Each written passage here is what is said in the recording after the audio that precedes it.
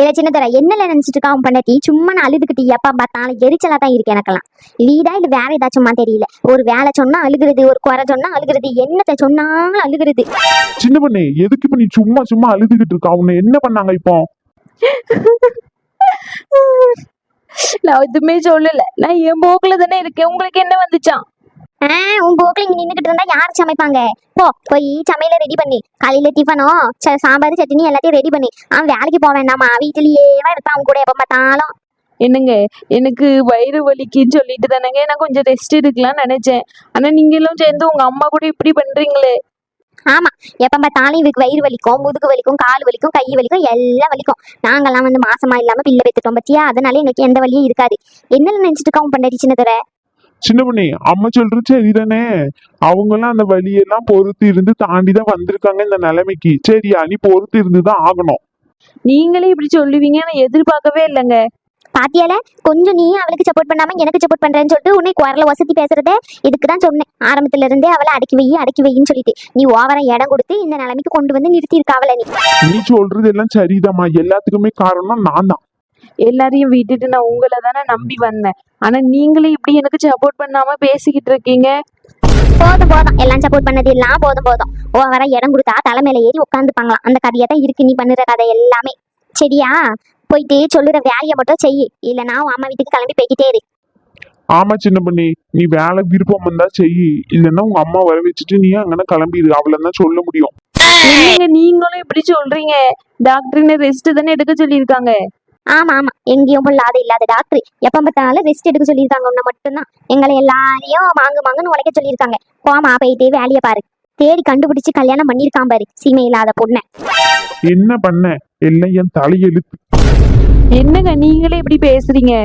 சின்ன பொண்ணு இனிமே பார்த்து இருந்து நடந்துக்கோ, அவ்வளவுதான் சொல்லுவேன். எங்க அம்மா சொல்லுபடி கேட்டு நடக்கிறதா இருந்தா இரு, இல்லைன்னா உன் வீட்டுக்கு கிளம்பிக்கிட்டே இரு. அதை பத்தி எனக்கு கவலையும் இல்ல, எதுவும் இல்ல. ஆமா சொல்லிட்டேன், இதுக்கு மேல நீ ஓவரா பண்ணிக்கிட்டு இருந்தானா அவ்வளவுதான் சொல்ல முடியும். பாத்தியால ரெண்டு பேரும் இவ்வளவு சொல்லிட்டு இருக்கோம், நல்லா குத்துக்கல்லு மாதிரி நின்றுகிட்டே தான் இருக்காளே தவிர போயிட்டு ஒரு வேலை எடுத்து செய்வோன்னு அவளுக்கு தோணுதா? ஆளு எப்படியாப்பட்ட ஆளு தெரியுமா இவ?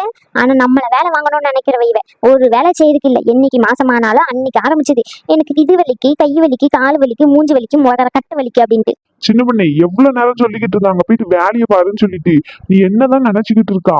இல்ல நான் சுத்தமா மதிக்க கூடாதுன்னு நினைச்சுக்கிட்டு இருக்கியோ நீ உன் மனசுல? நான் போயிட்டு வேலை செய்யறேன். திமிரு, உடம்பு ஃபுல்லா திமிரு. ஏமா கோவத்துல சாம்பார்ல எதையாச்சும் கலக்கி விட்டுறாத சரியா, பாத்து இருந்து செய்யி. இல்லை சொல்லுவும் பொண்டாட்டிக்கிட்ட, கோவத்துல பேதி மாதிரியே கலக்கிற ஆளு தான் இவ. ஒரு வாட்டி இப்படிதான்ல நான் பஜ்ஜி வேணும்னு சொல்லிட்டு கேட்டுக்கிட்டு இருக்கேன். இவன் என்னன்னா டீ போடாம கொண்டு வந்துட்டான். டீயை போட்டு எடுத்துட்டு வாடி, மழை காலத்துல டீயை குடிச்சாதான் நல்லா இருக்கும்னு சொல்றேன். இரு கிளவி பேதி மாத்தியை கலந்து எடுத்துட்டு வரேன்ட்டு பேதி மாத்திரையே தேடிக்கிட்டு இருக்கா. என்னடான்னு சொல்லிட்டு போய் பார்த்தா இவன் இந்த வேலையை பாத்துக்கிட்டு இருக்காள. என்னமா சொல்றா? ஆமால, ஒரு நாள் இது நடந்துச்சு இந்த கூத்தம். சரி எதுக்கு உங்ககிட்ட சொல்லி சண்டையை இழுப்பானே அப்படின்னு சொல்லிட்டு நானும் பொறுமையா இருந்துட்டேன். அப்பமே சொன்னான் உன் தங்கச்சிக்காரி, அண்ணன்கிட்ட சொல்லிடுவோமா அப்படின்னு சொல்லிட்டு. நான் தான் சரி வேண்டாம் விடு அப்படின்னு சொல்லிட்டு பொறுமையா இருந்தேன். ஆனா பார்த்தா இப்பதானே தெரியுது வாயை மூடி கிளவிங்கிறா, மூடிக்கிட்டு உட்காருங்கிறா. இதுல என்ன பேச்சு? குடும்பத்துல இந்த லட்சணத்துலதான் வளர்த்துருப்பாங்க போல அவங்க குடும்பத்துல. என்னத்த சொல்ல? இந்த மாதிரி எல்லாம் நடந்திருக்கு, ஒரு வார்த்தை சொல்லல. சின்ன பொண்ணு இந்த மாதிரி எல்லாம் பண்ணியா நீ? பாத்தியால நீ கூப்பிட்டுக்கிட்டே இருக்க மதிக்காலா, அவ இஷ்டத்துக்கு போறா. அதுதான் சொன்னேன், அவளை கட்டாத திமிரு பிடிச்சவ கட்டாத அப்படின்னு சொல்லிட்டு. நீ எங்க நான் சொல்லுறதை கேட்ட? இப்ப நீ அனுபவிக்கிற. நீ சொல்லுறது சரிதாமா, நான் தாமா எல்லாத்துக்குமே காரணம். அப்பவுமே நீ சொல்லுபடி கேட்டிருந்தேன்னா இந்த நிலைமைக்கு நான் வந்திருக்க மாட்டேன். என்ன பண்ண, எல்லாம் நம்ம தலையெழுத்து. வா போயிட்டே வெளியே காத்தோட உட்காந்துக்கிட்டு வருவோம். வீட்டுக்குள்ள இருந்தா ஒரே சண்டியா தான் இருக்கு. சி வீடா இது? அதுவும் சரிதான், வாமா சமைச்சிட்டு கூப்பிடுவா. சி வேற வீட்டுல இருக்கிறக்கே பிடிக்க மாட்டேங்குது. வேலைக்கு வர டைம் ஆகுது, ஆனா இவ சமைப்பாளா என்னன்னு தெரியலமா. அதெல்லாம் சமைப்பா வா. நம்ம நாட்டு வாரா, அவகிட்ட என்ன ஏதுன்னு கேட்போம். இவ வேற ஊருக்கு போறான்னு சொல்லி இருக்காளாமே, என்ன கதைன்னு கேட்போம். அங்க நான் வர்றது வெள்ளிக்கிழவி தானே, கிளவி கிட்டவா உனக்கு இருக்கு இன்னைக்கு. ஐயோ இவ வேற கோவத்துல இருக்கா மாதிரில இருக்கு. சரி சிரிச்சு ஏமாத்துவோம். சரி நாத்து எப்படி இருக்கா? நல்லா இருக்கேன் கிளவி. தனியா நேத்து கழட்டி விட்டுட்டு ஓடிட்டியோ என்ன? ஏடி என்னடி என்னை பத்தி இப்படி தப்பு தப்பா புரிஞ்சு வச்சுக்கிட்டு இருக்கா? அவசரமா எனக்கு வயிற்று கலக்கிட்டுடி, அதான் சரி அங்கன இருந்து நாரிச்சிடுவேன்னு சொல்லிட்டு அவசரமா ஓடிட்டேன்டி. ஓஹோ அப்படி கதையா? சரி இங்க வாயன் கொஞ்சம் பக்கத்துல. ஏடி கோவமா இருக்க மாதிரி இருக்கே, என்ன என் மேலதான் கோவமா இருக்கியா? நான் ஏன் ஓ மேல கோவமா இருக்கேன் கொஞ்சம் பக்கத்துல வா வள்ளி பாட்டி. எடி ரொம்ப பாசமால கூப்பிடல அதான் வாரேன் இரு. என்ன டீ மூஞ்சி கிட்ட வந்தோடனே பயங்கரமா இருக்கு. இப்ப நானே பயங்கரமா ஆவறேன் பாரு. வயசான காலத்துல கொண்டு போய் குடிச்சு இழுக்காத வலிக்குடி. எடி கிளவி, என்ன நினைச்சுக்கிட்டு இருக்க உன் மனசுல நீ?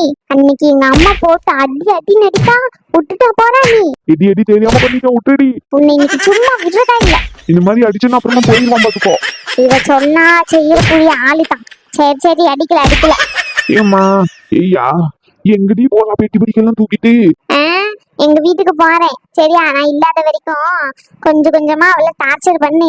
எங்க அம்மையும் எங்க அண்ணனும் எனக்கு தான் சப்போர்ட் பண்ணிருக்காங்க சரியா? நான் போயிட்டு வாரேன். சரி அதான் உங்க அம்மையும் உங்க அண்ணனும் உனக்கு சப்போர்ட் பண்றாங்களே அப்புறம் என்ன எதுக்கு போறா? ஏடி கிளவி, உனக்கு விஷயம் தெரியாது. நானே ஆனா நகையை கொடுத்தல அதுல பாதி தான் ஒரிஜினல் பார்த்துக்கோ, பாதி டூப்ளிகேட். என்னடி சொல்றோம்? ஆமா, வாயை பொழந்துக்கிட்டு நின்னுட்டு இருக்காத, வாயை மூடி. இது எங்க அம்மைக்கு தெரிஞ்சா என்ன விளக்க மாத்த எடுத்து சாத்துன்னு சாத்திடுவா. நான் போயிட்டு அதுக்குள்ள பாதி நகையை எப்படியாச்சும் ரெடி பண்ணிக்கிட்டு வாரேன். எங்க அன்னைக்கு அதுதான் மாத்தி வச்சுட்டான்னு சொல்லிட்டு அது வரைக்கும் நீ சமாளி சரியா? அவ்வளவுதானே, அதுல நான் சமாளிச்சிருவேன். நீ பத்திரமா போயிட்டு வா. ஆமா, என்ன அனுப்புறதுலயே இரு, ஆனா ஒரு பிளானையும் உருப்படியே பண்ணிடாத. சரி சரி நீ போயிட்டு வா போயிட்டு வா. சரி, பார்த்து இருந்து நடந்துக்கோ, நான் போயிட்டு வாரேன்.